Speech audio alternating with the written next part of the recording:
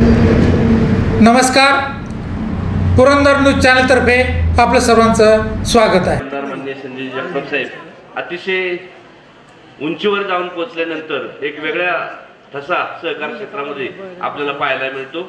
पुरंदर नागरी सहकारी पतसंस्था असेल, इंदिरा महिला नागरी पतसंस्था असेल, संत सोपानकाका सहकारी बँक असेल, ही महाराष्ट्रामध्ये एक अग्रगण्य म्हणून संस्था आपल्याला नावारूपाला आलेल्या पाहायला मिळतात. आपण पाहिलं स्टेट बँक असेल, महाराष्ट्र बँक असतील किंवा इतर सरकारी बँक असतील, तर स्टेट बँकेपेक्षाही जर संत सोपानकाका सहकारी बँकेचं जर गुगल पे आपण वापरलं तर अतिशय प्रभावी गुगल पे आहे. कुठलाही त्यात फॉल्ट नाही आणि सेवा अतिशय उत्तम पद्धतीची मिळते. ह्या सर्व गोष्टीला आपण पात्र ठरलेलो आहोत. त्यामुळे जागतिक पातळीवरचे व्यवहार या बँकेत असतील, पतसंस्थेच्या माध्यमातून असतील, हे काकांनी लावलेले रोपटी अतिशय वटवृक्षासारखे डोलत आहेत याचं जाणीव आपल्या सगळ्यांना नेहमी आहे. पुनश्च एकदा मी सर्वांचं स्वागत करतो. मी आमदार साहेब आणि सर्व संचालक मंडळांना विनंती करतो की आपण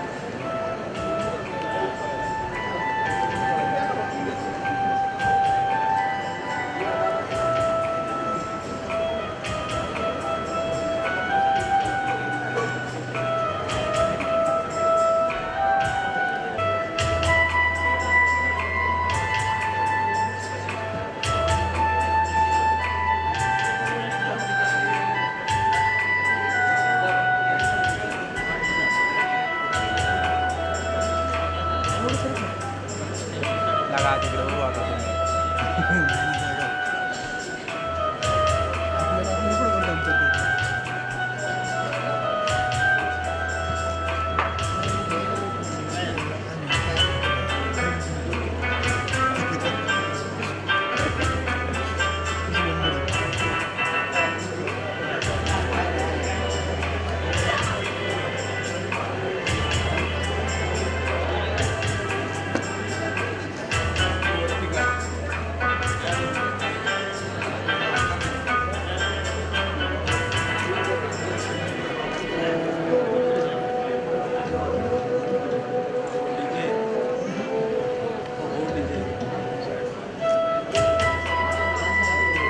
पुरंदर नागरी सहकारी पतसंस्था मर्यादित सासवड या संस्थेची 36वी वार्षिक सर्वसाधारण सभा या ठिकाणी संपन्न होत आहे.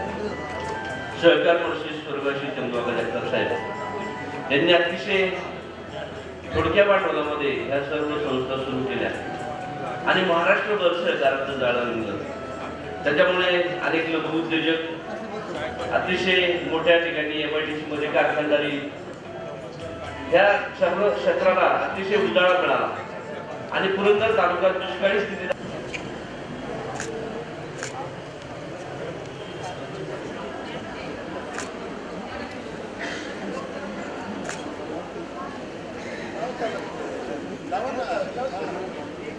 अशा पद्धतीने या संस्था बहरल्या, वाढल्या आणि लोकांच्या उपयोगात पडल्यानंतर त्याची जाणीव आज आपल्याला निश्चित होती.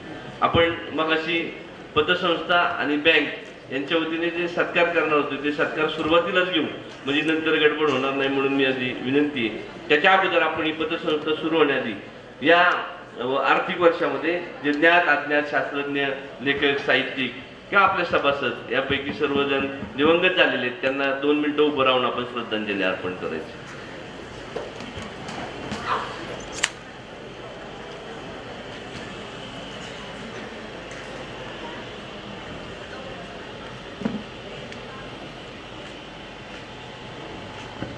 धन्यवाद. पुरंदर नागरी सहकारी पतसंस्थेचे अध्यक्ष आनंदी काकी जगताप यांचं स्वागत या ठिकाणी काकी उपस्थित झालेले आहेत, त्यांचेही मी मनपूर्वक स्वागत करतो.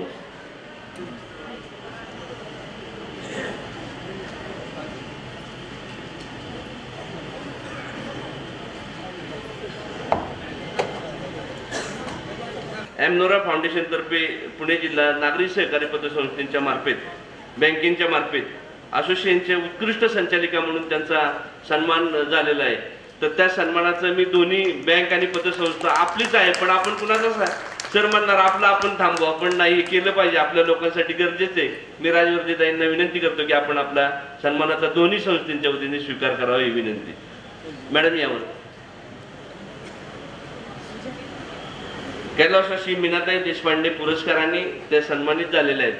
आणि मग आपल्या संस्थेची एक आर्थिक शिस्त त्यांच्या माध्यमातून उत्तम जाणीव झाली आणि त्याचा पुरस्काराचा या ठिकाणी मी सर्वच मान्यवरांना विनंती करतो की आपण वहिनी साहेबांचा सत्कार करावा.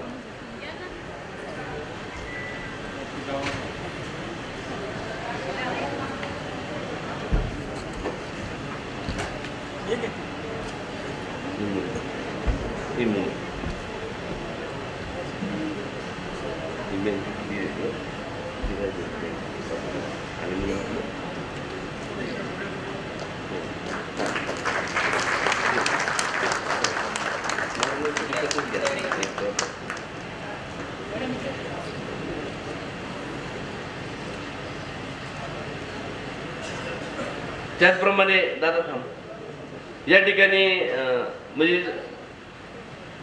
पुरंदर हवेलीचं काम पाहताना महाराष्ट्राचं काँग्रेसचं काम पाहताना पालक किती आदर्श असू शकतात त्याचं एक उदाहरण नाही. सध्या त्याचं काम आहे हे निश्चित सीबीसी बोर्डामध्ये त्याला 91% मार्क पडून त्याने त्याचा सत्कार स्वीकारावा. संत सोपान काका सहकारी बँक आणि पुरंदर नागरी सहकारी बँक, शिवाजी शिक्षण सेवक पतसंस्था, इंदिरा महिला नागरी सहकारी सर्व संस्थेच्या वतीने त्याचा सन्मान होत आहे. अतिशय गुणी, प्रामाणिक आणि नम्र विद्यार्थी म्हणून संग्रामाजीकडे पाहिलं जातं. उत्कृष्ट क्रिकेटर आहे आणि सीबीसी बोर्डाला त्याला 91% गुण मिळून त्यांनी केलेला हा सन्मान आहे. त्याचप्रमाणे दुसरा सभासदाचे चिरंजीव आहेत यशराज राजेंद्र बडदे, सीबीसी बोर्ड, तोही 91% गुण मिळवून उत्तम यश मिळवलं. त्याचाही सन्मान मान्यवरांनी करावा ही विनंती. यशराज राजेंद्र बडदे.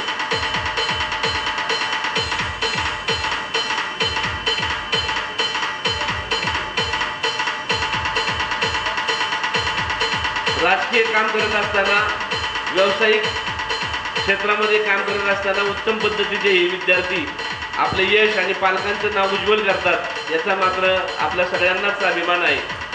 यशराजच्या यशाबद्दल मनपूर्वक हार्दिक अभिनंदन. त्याचप्रमाणे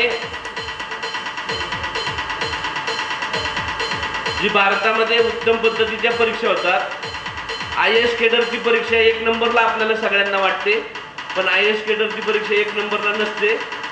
जर आपण रँकिंग पाहिलं परीक्षांचं तर प्रथम क्रमांकाला CA ची परीक्षा असते आणि CA मध्ये 100 पैकी 3 किंवा 4च विद्यार्थी पास होतात 100 मधले. अशामध्ये आपल्याच सोपन काका सहकारी बँकेचे CEO माननीय साबणे साहेब यांचे चिरंजीव चिनार दिलीप साबणे हे CA म्हणून उत्कृष्ट यश संपादन केलं आणि पहिल्याच राऊंड मध्ये यशस्वी झाल्याबद्दल त्यांचाही सन्मान करण्यात येत आहे. साबणे साहेब आज तिथे या. साबणे साहेब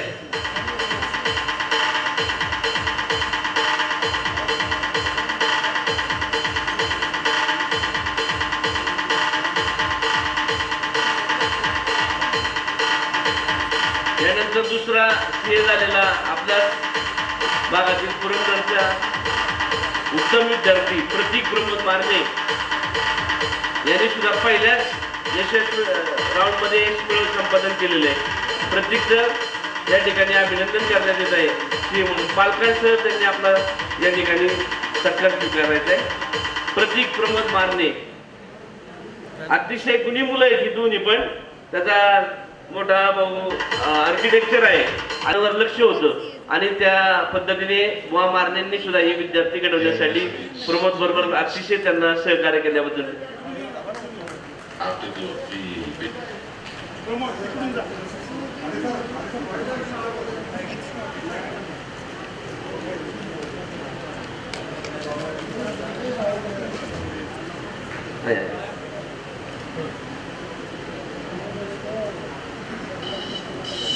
त्याचप्रमाणे राज्य सल्लागार महाराष्ट्र राज्यामध्ये MPC मधून बाबर उदयसिंह बाळासाहेब यांचे सिलेक्शन झालेले, त्यांचा सन्मान करण्यात येत आहे. बाबर उदयसिंह बाळासाहेब.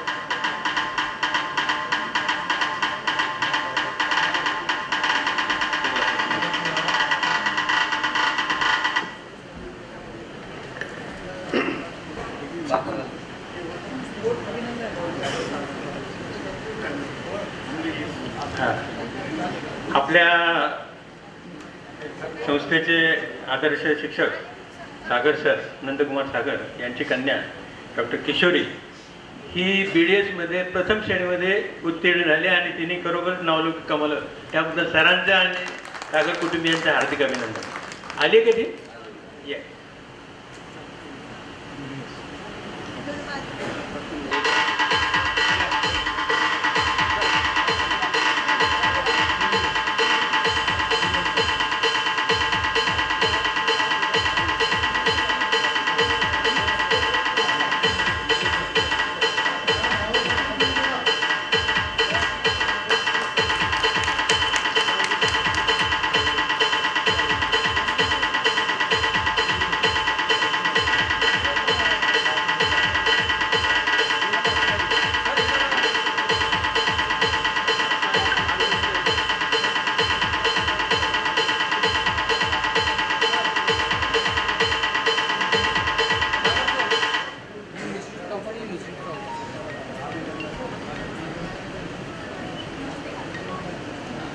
त्यानंतर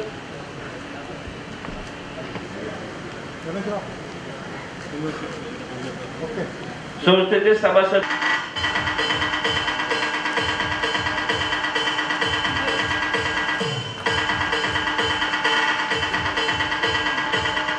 अतिशय उत्तम पद्धतीची ही टीम आहे.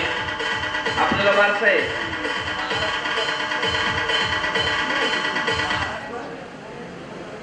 महाराष्ट्र प्रो कबड्डीमध्ये हे निवड झालेली आहे. त्याचं मनपूर्वक मोदी संस्थेच्या वतीने आणि बँकेच्या वतीने खेळाडू खेळत असतात. प्रो कबड्डीमध्ये खेळतात. निश्चितपणे आपल्याला हा अभिमान आहे. पुणे जिल्ह्याची फायनल मारलेली आहे. उत्तम आणि प्रकाश दादा शेखर जगताप यांचं मार्गदर्शन त्यांना असतं. उत्तम पद्धतीचं हे खेळाडू आपल्याला दिसतात.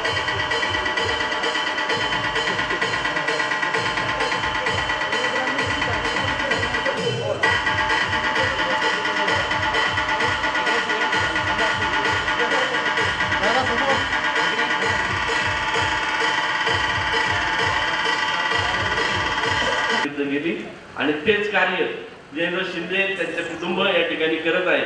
उत्तम पद्धतीने त्यांनी सेवानिवृत्त होत असताना आपण आपल्या परिवारात सुख समाधान पुष्पगुच्छ देऊन त्यांचा सन्मान होत आहे. आई मानतो सरांचा वृत्त कर्मचारी मॅनेजर शाखा व्यवस्थापक अंकुश साधू लावांडे हे या ठिकाणी एक प्रगती व भरभराटी उत्तम पद्धतीने करण्यामध्ये आपला प्रार्थना पुढील आयुष्यामध्ये आपलं जीवन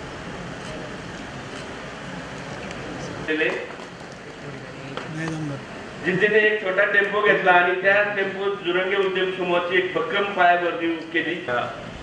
सहसंस्थापक आदरणीय काकीसाहेब जगताप, आदरणीय IAS ऑफिसर व मार्गदर्शक राजेंद्र बापू जगताप, आदरणीय आणि लोकप्रिय कार्यसम्राट आमदार संजयजी जगताप सर, ग्रामीण संस्थेच्या अध्यक्षा सौ राजवर्धिनी वहिनीसाहेब जगताप, सौ अस्मिना वहिनी व सर्व संचालक, सर्व सल्लागार मंडळ, तसेच ज्यांच्या विश्वासाने पाठबळ असल्यामुळे आपली ही पतसंस्थेचं रूपांतर वटवृक्षामध्ये झालं, त्या सर्व ठेवीदार सभासद व हितचिंतक या सर्वांचे, तसेच सर्व हसतमुख आणि सेवातत्पर सेवक वर्ग या सर्वांचे मी हार्दिक स्वागत करतो. सहकारातून समृद्धीकडे नेणारी ही पतसंस्था अशी उत्तरोत्तर प्रगती करीत राहो अशी मी परमेश्वरावर प्रार्थना करतो. माझे प्रास्ताविक संपतो. जय हिंद, जय महाराष्ट्र.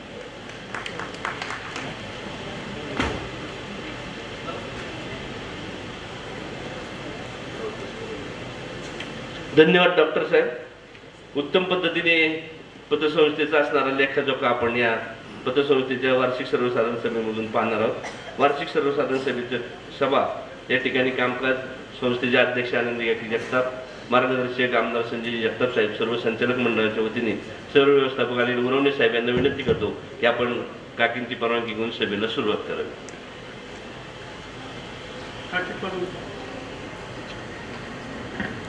पुरंदर नागरी सहकारी पतसंस्था मर्यादित सासवड 36व्या वार्षिक सर्वसाधारण सभा. सर्वप्रथम मी सर्व सभासद बंधू भगिनींचे आभार मानतो आणि मीटिंग सुरू करण्यापूर्वी 36वी वार्षिक सर्वसाधारण सभेचा अहवाल सादर करताना सदर अहवालात प्रिंटिंगमध्ये दोन चुका आहेत, त्याबद्दल आपण त्याच्या दुरुस्ती वाचावी. पान क्रमांक 1 वर विषय क्रमांक 3 अहवाल क्रमांक 6 ऐवजी 7 वाचावे. त्यानंतर दुसरी आहे पान क्रमांक 26 वर अनुक्रमांक 3 जादा खर्च 1.26 ऐवजी 1.36 असे वाचावे. संस्थेच्या 36व्या वार्षिक सर्वसाधारण सभेची नोटीस सर्वांना पोच करण्याचा संस्थेने प्रयत्न केला आहे, परंतु काही सभासदांच्या अपुऱ्या पत्त्यामुळे व बदललेल्या पत्त्याची संस्था दप्तरी नोंद नसल्याने अशा सभासदांना सभेची नोटीस मिळाली नसेल तर संस्थेच्या वतीने दिलगिरी व्यक्त करतो व सर्व सभासदांना नम्र विनंती करतो की त्यांच्या सध्याच्या पत्त्यात बदललेल्या पत्त्याची नोंद व मोबाईल नंबरची नोंद संस्था दप्तरी करावी ही विनंती.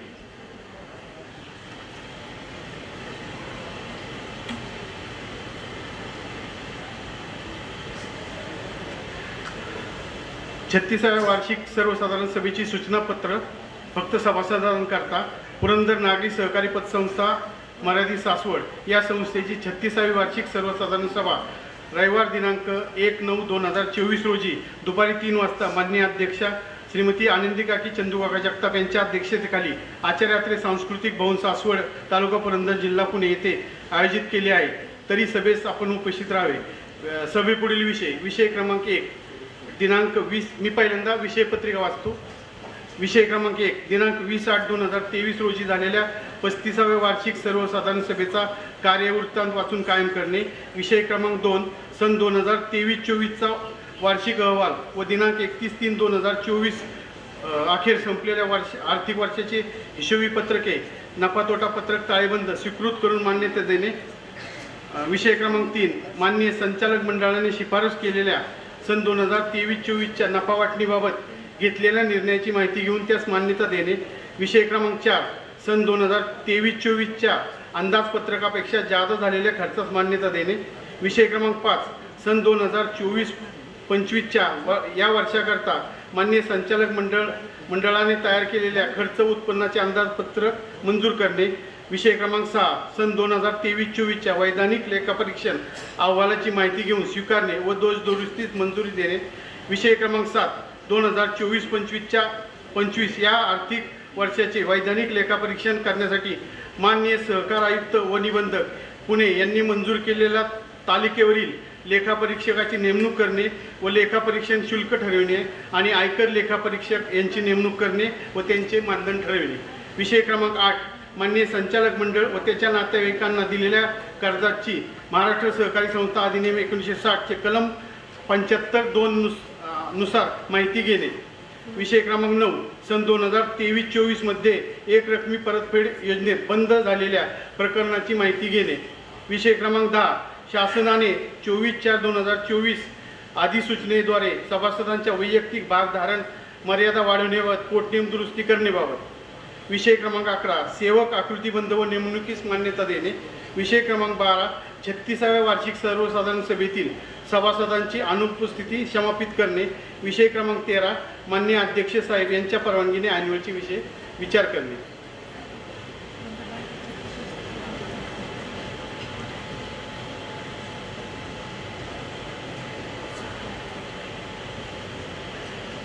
विषय क्रमांक 1 दिनांक 20/8/2023 रोजी झालेल्या 35व्या वार्षिक सर्वसाधारण सभेचा कार्यवृत्तांत वाचून कायम करणे. पुरंदर नागरी सहकारी पतसंस्था मर्यादित सासवड या संस्थेची 35वी वार्षिक सर्वसाधारण सभा रविवार दिनांक 20/8/2023 रोजी सकाळी 11 वाजता माननीय अध्यक्षा श्रीमती आनंदीकाकी चंदूकाका जगताप यांच्या अध्यक्षतेखाली आचार्यात्रे सांस्कृतिक भवन सासवड तालुका पुरंदर जिल्हा पुणे येथे संपन्न झाली. एकूण 591 सभासद उपस्थित होते.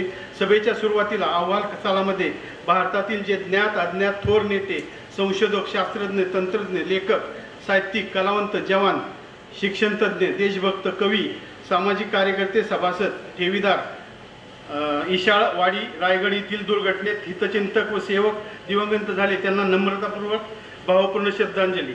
सभेच्या सुरुवातीला संस्थेच्या सद्यस्थितीचा आढावा अहवाल सभेत वाचून दाखवला. सर्व उपस्थितांचे पुन्हा एकदा स्वागत करून अध्यक्षांच्या परवानगीने सभेला सुरुवात झाली. विषय क्रमांक 1 दिनांक 21/8/2022 रोजी झालेल्या 34व्या वार्षिक सर्वसाधारण सभेचा कार्यवृत्तांत वाचून कायम करणे. सूचक अनुमोदक ठराव सर्वानुमते मंजूर. विषय क्रमांक 2 सन 2022-23चा वार्षिक अहवाल व दिनांक 31/3/23 अखेर संपलेल्या आर्थिक वर्षाची हिशोबपत्रके नफा-तोटा पत्रक ताळेबंद स्वीकृत करून मान्यता देणे. सूचक अनुमोदक ठराव सर्वानुमते मंजूर. विषय क्रमांक 3 माननीय संचालक मंडळ शिफारस केलेल्या सन 2023-24च्या नफा विभागणी मान्यता देऊन लाभांश जाहीर करणे. सूचक अनुमोदक ठराव सर्वानुमते मंजूर. विषय क्रमांक 4 सन 2022-23च्या अंदाजपत्रकापेक्षा जादा झालेल्या खर्चास मान्यता देणे. सूचक अनुमोदक ठराव सर्वानुमते मंजूर. विषय क्रमांक 5 सन 2023-24 या वर्षाकरता माननीय संचालक मंडळाने तयार केलेल्या खर्च व उत्पन्नाचे अंदाजपत्रक मंजूर करणे. सूचक अनुमोदक ठराव सर्वानुमते मंजूर. विषय क्रमांक 6 सन 2022-23च्या वैधानिक लेखापरीक्षण अहवालाची माहिती घेऊन स्वीकारणे व दोषदुरुस्तीस मंजुरी देणे. सूचक अनुमोदक ठराव सर्वानुमते मंजूर. विषय क्रमांक 7 सन 2023-24 या आर्थिक वर्षाचे वैधानिक लेखापरीक्षण करण्यासाठी माननीय सहकार आयुक्त व निबंधक यांनी मंजूर केलेल्या तालिकेवरील लेखापरीक्षकाची नेमणूक करणे व लेखापरीक्षण शुल्क ठरवणे आणि आयकर लेखापरीक्षक याची नेमणूक करणे व त्याचे मानदंड ठरवणे. सूचक अनुमोदक ठराव सर्वानुमते मंजूर. विषय क्रमांक 8 माननीय संचालक मंडळ व त्यांच्या नातेवाईकांना दिलेल्या कर्जाची माहिती महाराष्ट्र सहकारी संस्था अधिनियम 1960 कलम 75(2) नुसार माहिती घेणे. सूचक अनुमोदक ठराव सर्वानुमते मंजूर. विषय क्रमांक 9 थकीत कर्जदारासाठी महाराष्ट्र शासनाची 2023-24ची सुधारित सामोपचार परतफेड योजना स्वीकारण्याबाबत. सूचक अनुमोदक ठराव सर्वानुमते मंजूर. विषय क्रमांक 10 सन 2022-23 मध्ये एकरकमी परतफेड योजनेत बंद केलेल्या प्रकरणांचा आढावा घेणे. सूचक अनुमोदक ठराव सर्वानुमते मंजूर.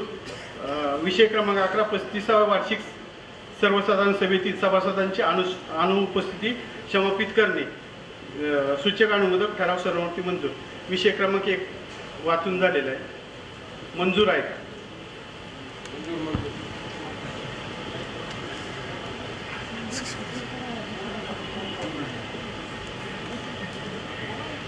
तुम्हीच बोला.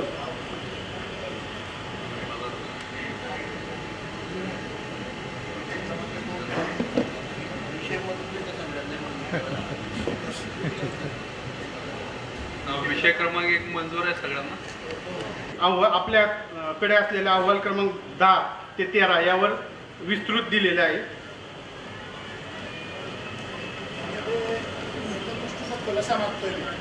माहिती द्या ना. प्रस्तुत लाभांश नियमानुसार गंगाजळी खाती वर्ग करण्यात येईल. जर सभासद त्या बँकेमध्ये अकाउंट होल्डर असेल तर असलेला जो नफा आहे तो अकाउंटमध्ये जमा का केला जात नाही, जर असं लिहायचं आहे ठिकाणी अकाउंटमध्ये काही सभा मी उत्तर दिलं तर चालेल ना? चालेल.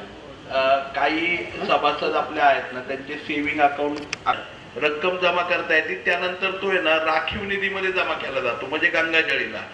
तर ऐका ना, काय झालेलं आहे की आपल्याकडे पार्टली अपडेटेड होतं सॉफ्टवेअर. यावर्षी आपण सोपान काका बँकेप्रमाणे पुरंदर नागरी सहकारी पतसंस्था ही 100% ऑनलाईन झाली. पुढच्या वर्षी जसा डिव्हिडंड आहे ना आपण पुरंदर ह्याच्यामध्ये देतो सोपान काका बँकेमध्ये, आणि डिव्हिडंड दिला की लगेच खात्यावरती जमा होतो, तसाच आपला पुरंदर नागरीत होणार आहे.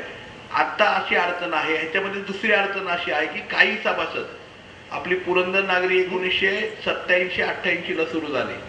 अनेक सभासद असे आहेत की ज्यांचे खातेत ना सेव्हिंग अकाउंट बँकेमध्ये नाही आहेत, त्यांचे शेअर्स आहेत बँकेमध्ये, आणि मग त्या काही खातेदारांचे संपर्क होत नाही, किंवा काही खातेदारांचे मोबाईल नंबर नाहीत, किंवा काही खातेदारांचे खातं सेव्हिंग खातं हे पुरंदर नागरीमध्ये नसतं. मग अशा वेळेस त्या खात्यांना लिंकेज आपल्याला खात्याशी करता येत नाही. परंतु यावर्षी ऑनलाईन केल्यामुळे आता इथून पुढे म्हणजे 2024-25 पासून आपली खाती डिव्हिडंडशी लिंकेज झाल्यावरती आपल्या हा सगळ्या सुविधा होणार आहे. ह्या वर्षीपर्यंत फक्त संस्थेच्या सर्व सभासदांना ही अडचण येणार आहे.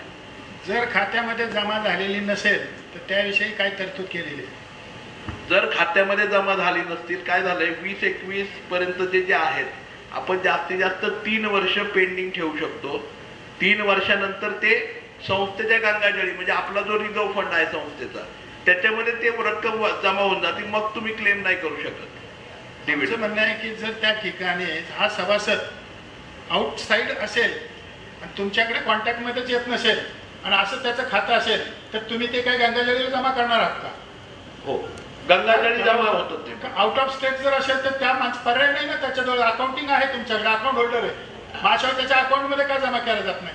ऐका ना अण्णा, अकाउंट जर असेल तर त्याच्या अकाउंटमध्ये जमा करू, परंतु आता अकाउंट लिंकेज फॅसिलिटी आपल्याकडे नव्हती. आपण यावर्षी ऑनलाईन लिंकेज फॅसिलिटी केलेली आहे पुरंदर नागरी पतसंस्थेत. म्हणजे आता आपली तुम्ही बघितलं असेल आपल्याकडे MSEBच्या बिलापासून सगळं केलं जातं आणि आता ऑनलाईन लिंकेज फॅसिलिटी झाली, त्यामुळे या वर्षीपासून खात्याशी संलग्न होऊन जाणार आहे ते आपल्या सेव्हिंग खात्याशी. परंतु मागच्या वर्षीपर्यंत नव्हतं. त्यामुळे मागच्या वर्षीपर्यंत नियम काय होता की आपल्याला एक अर्ज असतो तो सही करून द्यायचा, तो पतसंस्थेमध्ये किंवा इथं अॅन्युअल मिटिंगच्या वेळेस दिला की त्याच्या बेसिसवरती आपल्या खात्यामध्ये वर्ग व्हायचे. या वर्षीपासून ते होईल. अडचण फक्त आता 20-21 सालची होणार आहे की 20-21 सालचा डिव्हिडंड ज्या सभासदांनी घेतला नसेल त्यांना क्लेम करावा लागणार आहे. त्यांनी जर क्लेम केला नाही तर 31 डिसेंबर किंवा 31 मार्च, बरोबर ना, 31 मार्चला तो गंगाजळी वर्ग होऊन जाणार आहे. अकाउंटमध्ये जमा केला जाणार नाही हे नक्की. आपण एक काम करूयात, अकाउंटमध्ये जमा नाही केला जाणार, क्लेम करावा लागतोय. ठीक आहे. आता मग जर तो क्लेम केला नाही, गंगाजळीला जमा तुम्ही करणार आहात, तर ताळेबंदामध्ये तो सेपरेट अकाउंट दिला जाईल का? राखीव निधीला राखीव निधीला वर्ग होऊन जातो तो. राखीव निधी वाढतो तेवढ्या प्रमाणात. जर 10 लाख रुपये आपल्याकडे शिल्लक जर ताळेबंद हा शब्द जर तुम्ही वापरलाय तर माझं म्हणणं आहे की ताळेबंदामध्ये ते ॲडिशनल अकाउंट त्या ठिकाणी गंगाजळीला टाकली पाहिजे.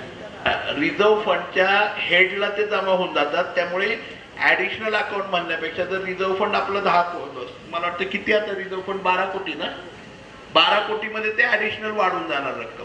दुसरे असं की आम्ही एक सूचनापत्र देऊ त्या ठिकाणी की आमचा होणारा डिव्हिडंड हा तुम्ही आमच्या शेअर्समध्ये दरवर्षी जमा करत चला, असं पत्र दिलं तर तुम्ही ते शेअरमध्ये जमा करणार नाही का? आपण आता नव्याने पतसंस्थेचे शेअर्स हे 2.5 लाखापर्यंत शेअर्स असावेत, हा आतापर्यंतचा नियम होता आपला. आपण ती 2 लाखापर्यंत, तो आता आपण मर्यादा वाढून 5 लाखापर्यंत करतोय. त्यामुळं 5 लाखापर्यंत तुम्हाला वर्ग करता येतील. 5 लाखाच्या वरती जर तुमचा डिव्हिडंड आला तर तुम्हाला शेअर्सला वर्ग करता येणार नाही, तो तुम्हाला कंपल्सरी सेव्हिंग अकाउंटला घ्यावा लागेल. शेअर्सची मर्यादा ठेवली, 5च्या वर जाता येत नाही. 5 लाखाच्या वरती कुणालाही शेअर्स घेता येत नाही. ठीक आहे, ताळेबंदाच्या वेळेला आपण बघू. धन्यवाद अण्णा. घ्या विषय. विस्तृत भाग भांडवल आहे 25 कोटी रुपये. वसूल भाग भांडवल 6,57,57,14,828 रुपये.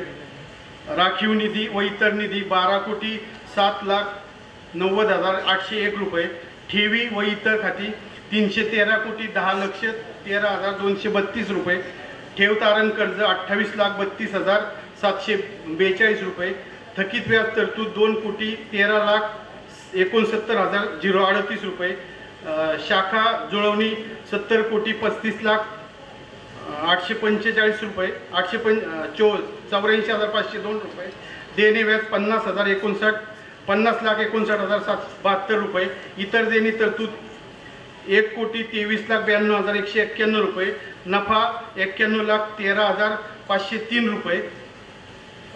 जिंदगी वेणी रोको बँकेतील शिल्लक 1,15,99,158 रुपये. बँकेमधील गुंतवणूक 81,26,57,174 रुपये. त्यानंतर दिलेली कर्ज 241,63,84,172 रुपये. येणे व्याज 1,29,62,750 रुपये.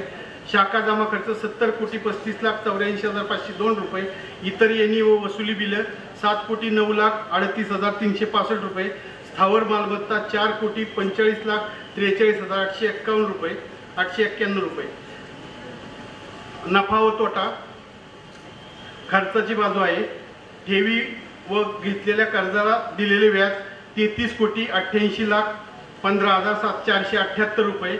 सेवक पगार भत्ते बोनस व भविष्य निर्वाह निधी 2,40,76,520 रुपये.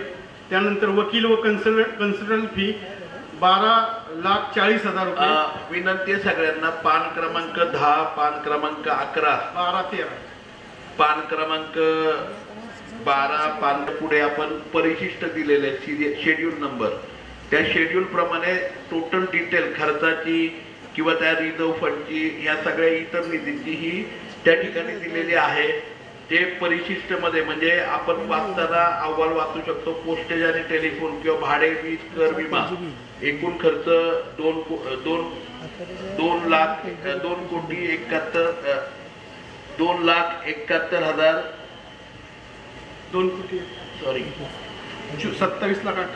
27,18,775 रुपये, 27,18,000. तर तो परिशिष्ट 13 म्हणजे शेड्यूल 13 वरती तुम्ही त्याचे डिटेल सगळे बघू शकता. शेड्यूल 13 वरती की त्या 28 लाख रुपये जो खर्च आहे तो खर्च कशा प्रकारे झालेला आहे.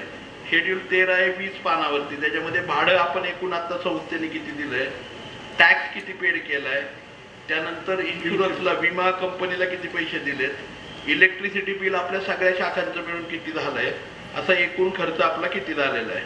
तर तशा प्रकारे वाचता येतं. तर आपल्या सगळ्यांना विनंती आहे, पान क्रमांक 10, पान क्रमांक 11, पान क्रमांक 12 आणि पान क्रमांक 13 या 4 पानांवरती आपलं ताळेबंद आणि नफा तोटा पत्रक दिलेलं आहे. त्याच्या पुढे पान क्रमांक 14 पासून आपलं परिशिष्ट त्या ठिकाणी दिलेलं आहे. त्यामुळे आपण जर वाचून काही प्रश्न असतील अण्णा तर ते प्रश्न आपण विचारावेत ही आपल्याला विनंती आहे. तर काही प्रश्न आहेत का सभासदांचे? काय आहेत प्रश्न कोणाला विचारायचे? मागे कोण विचारणारे प्रश्न काही?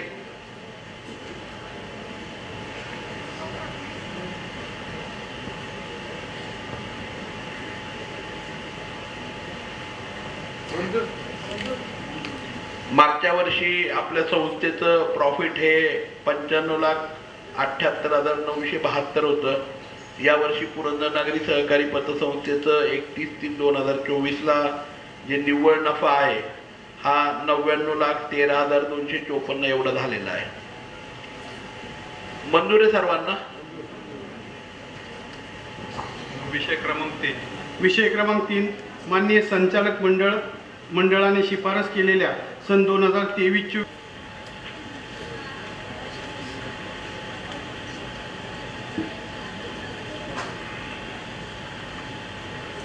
31/3/2024 अखेर संपलेल्या वर्षात 99,13,503 नफा झाला असून नफा विभागणी संस्थेचे पोटनियम व सहकारी अधिनियमास अधीन राहून व्यवस्थापक समितीच्या अनुमतीने पुढील प्रमाणे केलेले असून त्यास आपण मंजुरी द्यावी अशी व्यवस्थापक समितीच्या वतीने शिफारस आहे. मागील वर्षीचा शिल्लक नफा 248 रुपये 248.19. 31/3/24 अखेर ढोबळ नफा 1,15,71,254 रुपये 81 पैसे. एकूण ढोबळ नफा 1,15,71,503 रुपये. NPA तरतूद 16,58,000. एकूण निव्वळ नफा 99,13,503 रुपये. नफा विभागणी पुढील प्रमाणे: राखीव निधी 24,25% प्रमाणे 24,78,376 रुपये. डिव्हिडंड 31/3/23 शेअर्सवर 10% 59,92,956 रुपये. इमारत निधी 10 लाख रुपये. संशयित बुडीत निधी 4,42,000 रुपये आणि शिल्लक नफा 1,171 रुपये.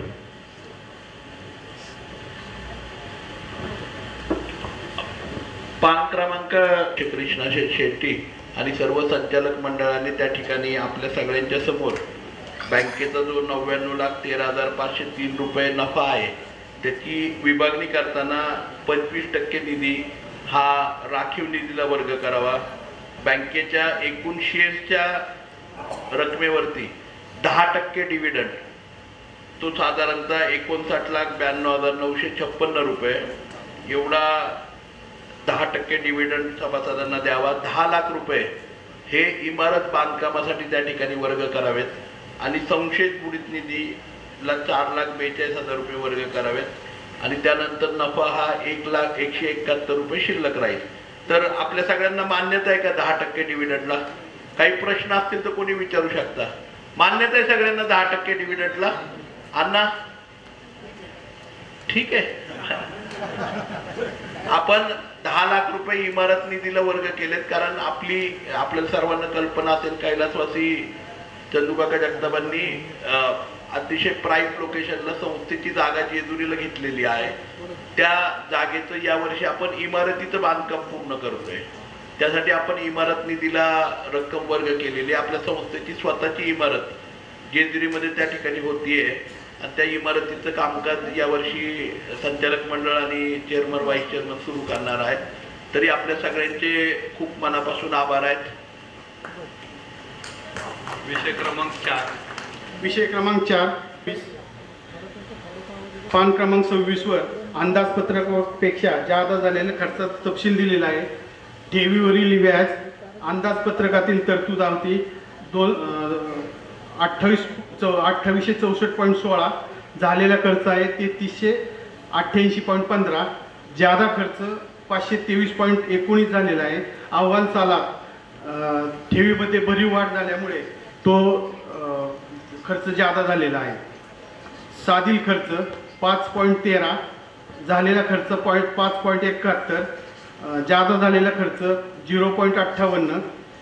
पॉइंट नाही, तो लाख आहे. 58. मी जरा वाचून दाखवतो. उरवणींनी सांगितल्याप्रमाणे ठेवीवरील व्याज जे आहे आपण अंदाजपत्रकात धरलं होतं 28,64,00,000 रुपये व्याज आपल्याला द्यावं लागेल, परंतु प्रत्यक्षामध्ये 33,88,15,000 रुपये एवढं व्याज द्यावं लागलं. कारण जेवढं आपल्याला अपेक्षित होतं त्याच्यापेक्षा जास्तच्या ठेवी गोळा झाल्या. आपल्याला 38 कोटीच्या ठेवी आपल्याकडे जास्त वाढल्या, म्हणजे आपल्या अपेक्षेपेक्षा जास्त. म्हणजे दरवर्षी जे रिन्यू होतात आणि वाढतात तर त्याच्या प्रमाणामध्ये आपण अंदाज धरत असतो. तर अधिकच्या ठेवी गोळा झाल्यामुळे आपल्याला अधिकचं व्याज हे 5,23,99,000 रुपये एवढं अधिकचं व्याज हे ठेवीदारांना त्या ठिकाणी द्यावं लागलेलं आहे. दुसरं म्हणजे साधील खर्च जो आहे तो 5,13,000 रुपये आपण अंदाज पकडला होता.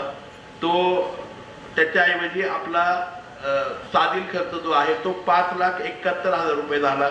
म्हणजे साधारणतः 58,000 रुपये साधील खर्च हा वाढला, किरकोळ खर्च. त्याचं कारण असं आहे की या वर्षीपासून मीच त्यांना सूचना केल्या होत्या की आपल्या सगळ्या शाखामध्ये सगळ्या सभासदांना, डिपॉझिटरला, कर्जदारांना तुम्ही बोलवा, चहा पाणी नाश्ता त्यांना ठेवा वर्धापन दिनाच्या दिवशी. म्हणजे ज्या दिवशी त्या ब्रँचचा वर्धापन दिन आहे त्या दिवशी सगळ्या संचालकांनी त्या ब्रँचमध्ये जावं, चेअरमन व्हाईस चेअरमननी पण जावं आणि त्या दिवशी चहा पाणी त्या ठिकाणी असावं. त्यामुळे हा 58,000 रुपयाचा अधिकचा खर्च त्या ठिकाणी झालेला आहे. पूर्वी काय व्हायचं की आपण ठराविक ब्रँचेसचाच वर्धापन दिन करायचो, तर आपण सगळ्या म्हणजे आपल्या 18 ब्रँचेस ना 13 ब्रँचेसचा वर्धापन दिन त्या ठिकाणी साजरा करतो पूर्ण वर्षामध्ये. त्यामुळे आणि हायममध्ये आपण सुरू केलं त्यामुळे हा खर्च त्या ठिकाणी 58,000 रुपयांनी वाढलेला आहे.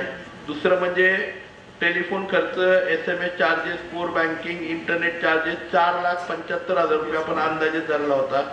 तो 6,11,000 रुपये झाला. 1,26,000 रुपयांनी तो वाढला. कारण आपण सॉफ्टवेअर जे आहे ते आत्ताच्या काळामध्ये त्या ठिकाणी आपण शेवटच्या महिन्यामध्ये जानेवारी फेब्रुवारी मार्चमध्ये सॉफ्टवेअर अपग्रेड केलेलं आहे. त्यामुळे इंटरनेटचा आणि ह्याचा आता ऑनलाईन झालं आपलं सॉफ्टवेअर आणि MSEBचंही कामकाज सुरू केलं. त्यामुळे ते 1,26,000 रुपयेचा अधिकचा खर्च 1,36,000 रुपयेचा अधिकचा खर्च त्या ठिकाणी ऑनलाईनचा झालेला आहे. सभा समारंभ खर्च, व्हिडिओ, फोटो ह्याला 85,000 रुपये आपण तरतूद केली होती. प्रत्यक्षामध्ये 2,52,000 रुपये खर्च झाला आहे. कारण आपण जे अहवाल सालामध्ये मी मगाशी म्हटल्याप्रमाणे वर्धापन दिन सुरू केलेला आहे त्यामुळे ते कांना अधिकचे 1,67,000 रुपये खर्च झालेला आहे. आम्ही सगळं वाचतो मग तुम्ही प्रश्न विचारा. वसुली खर्च आणि टोल खर्च जो आहे तो 1,75,000 रुपये आपला अंदाजपत्रक धरलं होतं. आपला वसुलीचा आणि टोल खर्च आहे तो 1,82,000 रुपये म्हणजे 7,000 रुपयांनी वाढलेला आहे. अशा प्रकारे अंदाजपत्रकामध्ये साधील खर्च 58,000 रुपयांनी, टेलिफोन खर्च आणि इतर खर्च म्हणजे SMS charge, core banking, internet हा 1,26,000 रुपयांनी, सभा समारंभ खर्च, व्हिडिओग्राफी, शाखा वर्धापन 1,67,000 रुपये, वसुली खर्च टोल हा जवळपास 7,000 रुपयाचा वाढलेला आहे. बोला ना.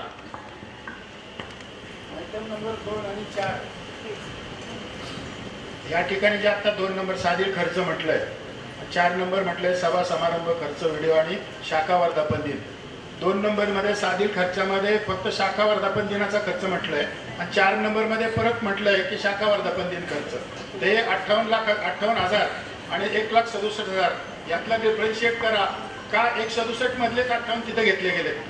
काय झालेलं आहे की आपण खर्चाची विभागणी करतो. तुम्ही जर नफा तोटा पत्रक बघितलं तर नफा तोटा पत्रकामध्ये आपल्याकडे विभागणी असते. आपण जर पान क्रमांक 12 मला ते म्हणायचं नाही, ते शब्द लिखित जे म्हटले ना ते शब्द काढून टाका, नाहीतर काहीतरी करा. नाही ऐका ना अण्णा, काय माहितीये का, याच्यामध्ये 2 गोष्टी आहेत. वर्धापन दिन साजरा करताना आपण मंडप घालतो, व्हिडिओ कॅमेरा फोटोग्राफी, आता ह्याला किती खर्च येतो हे तुम्हाला माहिती आहे. त्यामुळे खर्चाबद्दल म्हणणं ऐका ना, त्यामुळे ते 1,67,000 रुपये अधिकचे झाले. आपल्याकडे काय होतं की पूर्वीच्या काळी सभा समारंभ होत नव्हता आपल्या पुरंदर नागरीमध्ये, त्यामुळे वर्षाला फक्त 85,000 खर्च व्हायचा. या वर्षी 2,52,000 रुपये खर्च झाला, कारण 13 ब्रँचेस मध्ये आपण वर्धापन दिन साजरा केला.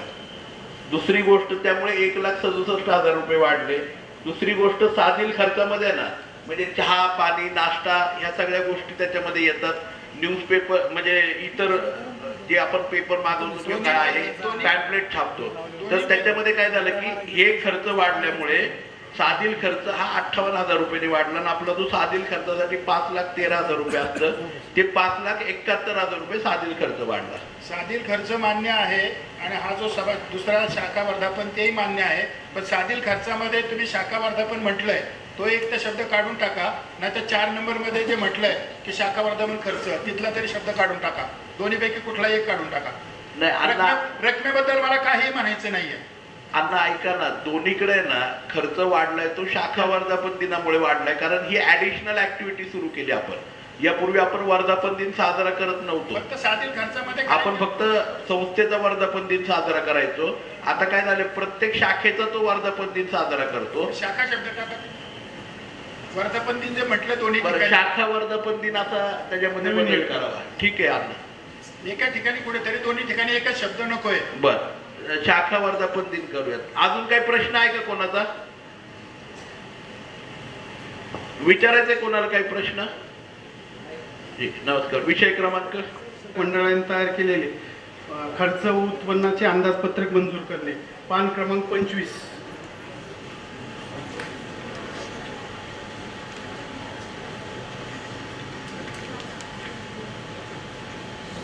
पान क्रमांक 25 वर संस्थेने अंदाजे उत्पन्न 2024-25चे अंदाजे उत्पन्न 44,84,000 इतके गृहीत धरलेले आहे आणि अंदाजे खर्च 42,90,29,000 एवढा अंदाजे खर्च होईल असं गृहीत धरलेलं आहे आणि नफा 1,10,55,000 होईल असं संस्थेने अंदाजपत्रक तयार केलेलं आहे.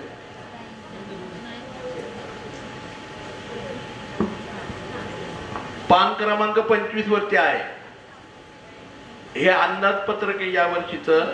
ते अंदाजपत्रक आपल्या सगळ्यांच्या समोर मान्यतेसाठी ठेवलेलं आहे. मान्य आहे आपल्याला सगळ्यांना? धन्यवाद. विषय क्रमांक 6. विषय क्रमांक 6 सन 2023-24च्या वैधानिक लेखा परीक्षण अहवालाची माहिती घेऊन स्वीकार्य व दोष दुरुस्ती मंजुरी देणे. पान क्रमांक 8 वरती लेखापरीक्षकाचा अहवाल आहे. महाराष्ट्र सहकारी संस्थांचा कायदा कलम 81(5)(ब) आणि महाराष्ट्र सहकारी संस्था नियम 69 अन्वये द्यायचा मी पुरंदर नागरी सहकारी पतसंस्था मर्यादित सासवड तालुका पुरंदर जिल्हा पुणे या संस्थेच्या सोबत जोडलेल्या 31/3/2024 रोजीच्या ताळेबंदाचे व त्या दिनांकात संपणाऱ्या आर्थिक वर्षाचे नफातोटा पत्रक तपासले असून अहवाल करतो की माझ्या लेखापरीक्षणाच्या उद्देशासाठी माझ्या संपूर्ण ज्ञानाप्रमाणे माहितीप्रमाणे व विश्वासाप्रमाणे खालील जरूर सर्व माहिती व खुलासे मला उपलब्ध झाले आहेत. 2. माझ्या मते पुस्तकाच्या तपासणीतून जितपत दृष्टीपथास येईल त्यावरून संस्थेचे महाराष्ट्र सहकारी संस्थांचा 1960चा कायदा व त्या खालील नियम व संस्थेचे पोटनियमाने अपेक्षित असल्याप्रमाणे योग्य त्या हिशोबाची पुस्तके ठेवलेली आहेत. मी 3 नंबर, मी तपासलेली ताळेबंद व नफातोटा पत्रके संस्थेच्या हिशोबाच्या पुस्तकाशी व विवरणाशी जुळत आहेत. 4, माझ्या मते आणि माझ्या संपूर्ण माहितीप्रमाणे तसेच मला देण्यात आलेल्या खुलाशावरून हे हिशोब महाराष्ट्र सहकारी संस्थांचा 1960चा कायदा व त्याखालील नियमाने अपेक्षित अशा रीतीने आवश्यक अशी सर्व माहिती देतात. ताळेबंदाच्या बाबतीत 31/3/2024 ची संस्थेची सत्यवरास्त परिस्थिती दर्शवित आहे. नफातोटा पत्रकाच्या बाबतीत त्या दिनांकात संपणाऱ्या वर्षाच्या अगर मुदतीत संस्थेच्या नफ्याची व तोट्याची लेखापरीक्षण अहवाल विभाग अ, ब, क मध्ये अवलोकनास पात्र राहून सत्यवरास्त परिस्थिती दर्शवित आहे. 5, सदर सहकारी संस्थेकरता वर्ष 2023-24 या सहकारी वर्षाकरता लेखापरीक्षण वर्ग अ देण्यात येत आहे. स्थळ पुणे, दिनांक 5/8/2024, GS मुंदडा आणि कंपनी, श्री हरिमोहन जंवर, सनदी लेखापरीक्षक पुणे, तालिका नोंदणी क्रमांक 15/888, फर्म रजिस्टर नंबर 10,010-6683W. त्यांनी काही शक त्या ठिकाणी निर्माण केले असतील ते जागेवरच अहवाल तपासणीमध्ये आला होता, तो मारलेला नाहीये. तो जर तसा असेल पुढच्या वेळेला ती दुरुस्ती करण्यात यावी. धन्यवाद अण्णा. परंतु शक्यतो ऑडिटर हा रिमार्क देतो अ वर्ग, ब वर्ग, क वर्ग. तर आपल्या संस्थेला सातत्याने अ वर्ग हा ऑडिटमध्ये मिळालेला आहे. अ वर्ग म्हणजे त्यांचं 100% समाधान झाल्याशिवाय कधीच अ वर्ग दिला जात नाही. त्यामुळे मी आपल्या सगळ्यांचंच अभिनंदन करेल आणि विशेषतः आपल्या सर्व कर्मचारी वर्गाचं अभिनंदन करेल की शाखेला पुन्हा एकदा लेखापरीक्षणामध्ये अ वर्ग मिळाला आहे. धन्यवाद. विषय क्रमांक 7. 7, विषय क्रमांक 7, सन 2024-25 या आर्थिक वर्षाचे वैधानिक लेखापरीक्षण करण्यासाठी माननीय आयुक्त व निबंधक यांनी मंजूर केलेल्या तालिकेवरील लेखापरीक्षकाची नेमणूक करणे व लेखापरीक्षण शुल्क ठरवणे आणि आयकर लेखापरीक्षक याची नेमणूक करणे व त्याचे मानदंड ठरवणे.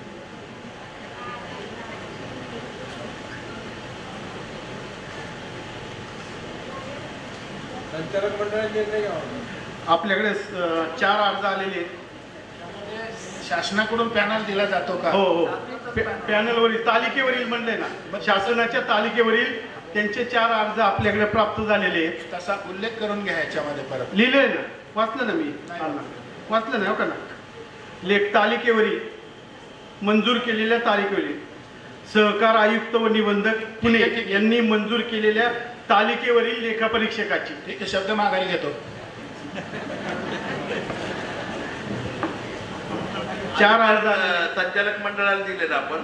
मग तुम्ही सूचना केली बरोबर ना, सूचक आदरणीय विठ्ठलराव मोकाशी आणि अण्णा तुम्ही अनुमोदन देताय का याला?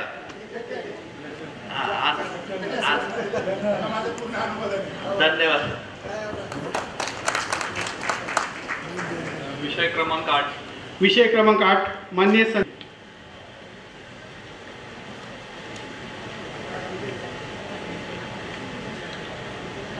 3 संचालक कर्जदार आहेत, त्यांची थकबाकी नाही आहे. त्याची एकूण रक्कम आहे 74,46,687.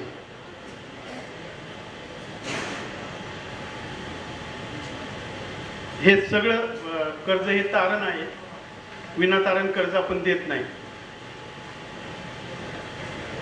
आणि ते संचालक व्हायच्या अगोदर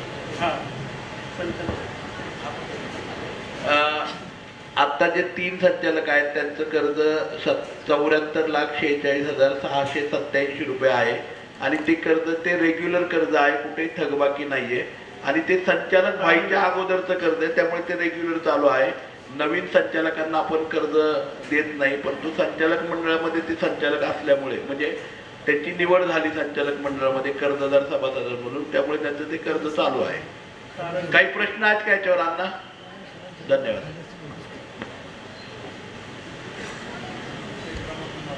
विषय क्रमांक 9, 2023-24 मध्ये एकरकमी परतफेड योजनेत बंद झालेल्या प्रकरणाची माहिती केली.